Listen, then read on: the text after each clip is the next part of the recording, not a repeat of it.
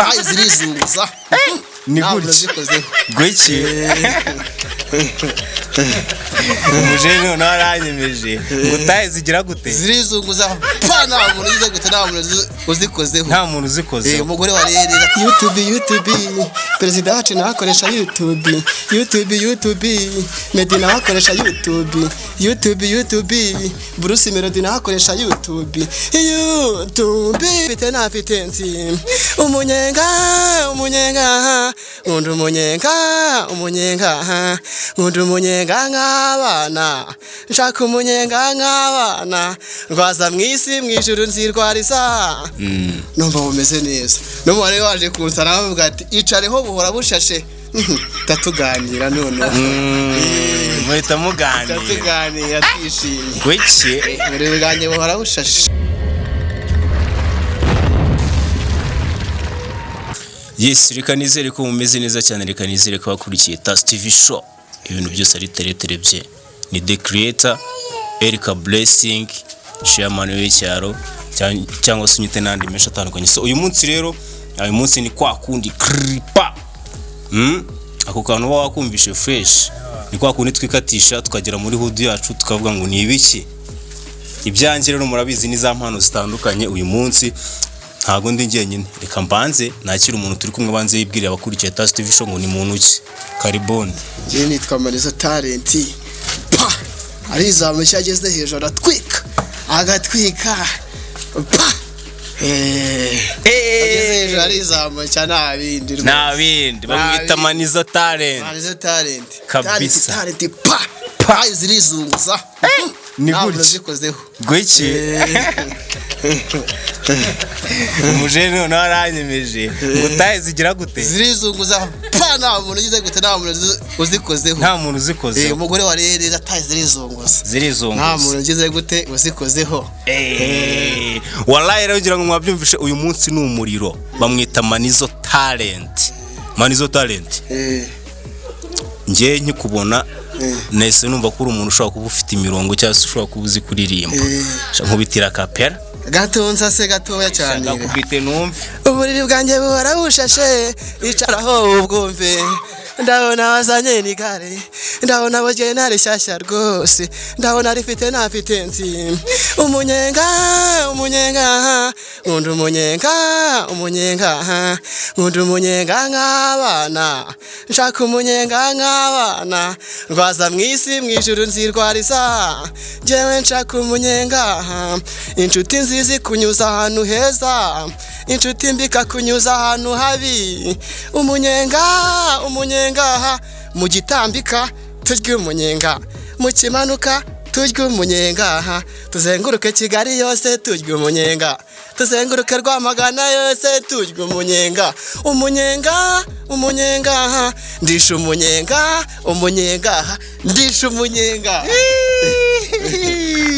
wallahi ndisha umunyenga umunyenga wallahi singwishe umunsi uranyemeje akira fise mamene ni bitanu umunyenga mani Bruce bwanjye buhora bushashe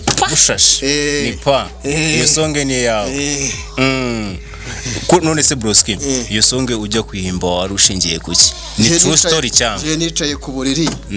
numva bumeze neza n'umubare waje kunsana bavuga ati icareho buhora bushashe tatuganira none muhita muganira twishimye gwiki urebe bwanjye buhora bushashe yagomba kwicara akabwumva inone se uwo munyenga yese awukurisha se uwo munyenga yazanye akagare ka fitensi ndabanza njyaho ndarya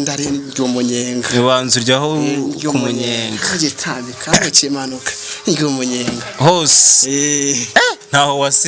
nasize wallahi wakibaro none Kigali nubwo umunyenga uryoha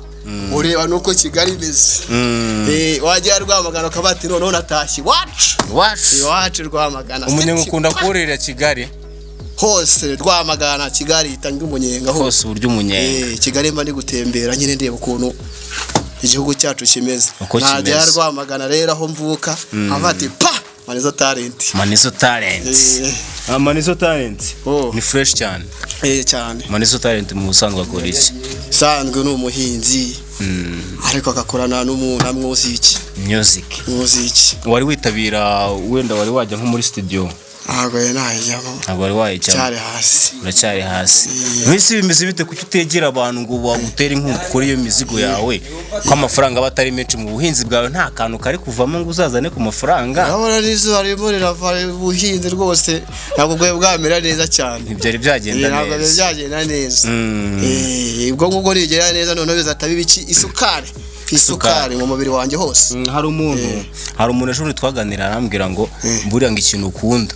uragiharanira kandi ukigeraho nkuko bavuga ngo amatagurana mu itabi sibyo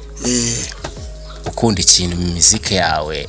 ushaka inote ya 30 hari abantu baba bafasha abantu ngeta bizi kuri ayo mafaranga ubu inote ya 5 wihize umwaka wose urayibona nyine ngomba kuzahiga none byatangiye kunjya mu mutwe ariko nzabikora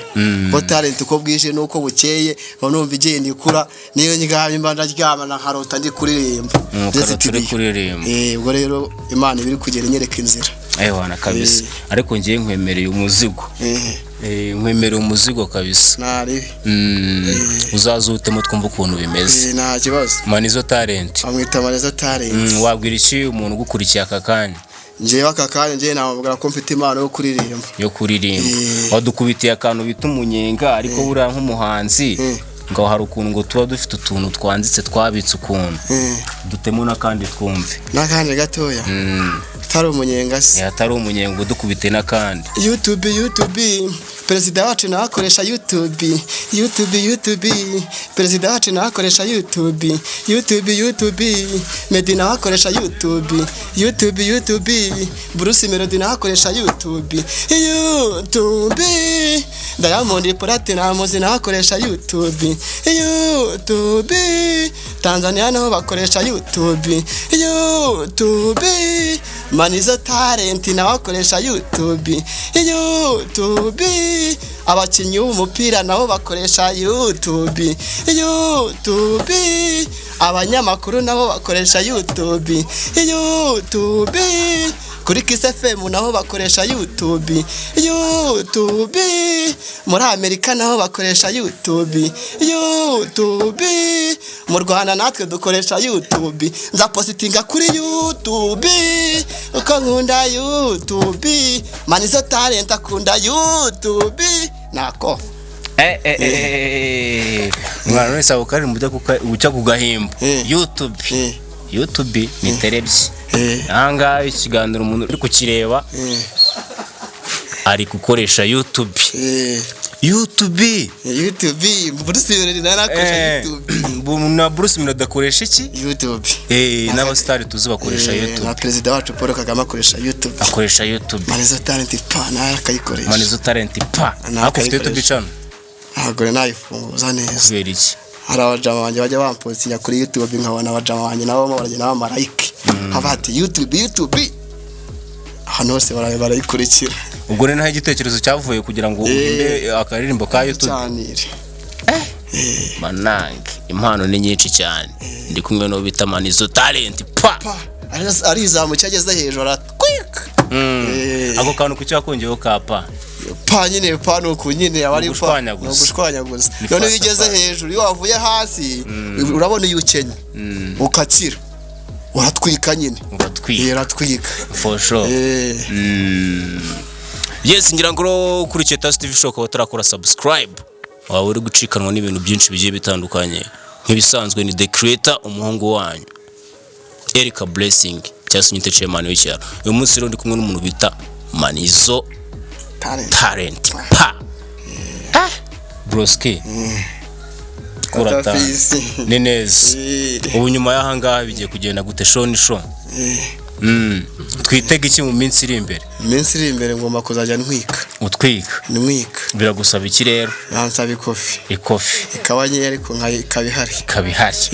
urabizi muri minsi